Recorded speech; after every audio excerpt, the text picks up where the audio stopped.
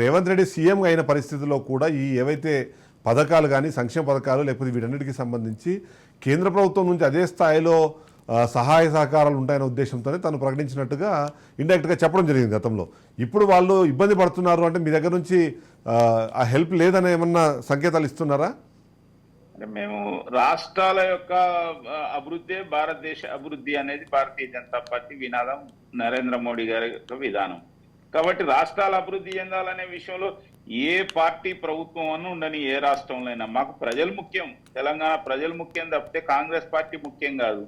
తెలంగాణ ప్రజల కోసం మేము అన్ని కూడా ఏ విధంగా గతంలో మేము 9 లక్షల కోట్లు ఇక్కడ తెలంగాణ రాష్ట్రానికి ఇచ్చినాం. అప్పుడు ఇక్కడ మా ప్రభుత్వం లేదు కదా. ఇవాళ అనేక రాష్ట్రాల్లో మా ప్రభుత్వం లేదు కదా. లేనంత మాత్రాన మేము ప్రజలను ఎందుకు వదిలిపెడతాం? కాబట్టి వాళ్ళ ప్రజల కోసం భవిష్యత్తు మేము ఆలోచన చేస్తాం. ఏది సహకరించాలో అది అవుట్ ఆఫ్ ది వేలో పోయి రాజ్యాంగ పరిధిలోనే మేము ఆలోచిస్తాం తప్పితే అవుట్ ఆఫ్ ది వేలో పోయి వాళ్ళు ఏదో ఇష్టం వచ్చిన వాగ్దానాలు చేస్తే అవన్నీ నెరవేరుతాయంటే అది వాళ్ళు చూసుకోవాలి. వాళ్ళ యొక్క ఆర్థిక పరిస్థితి వాళ్ళు ఎట్లా ఉండాలని చూసుకోవాలి.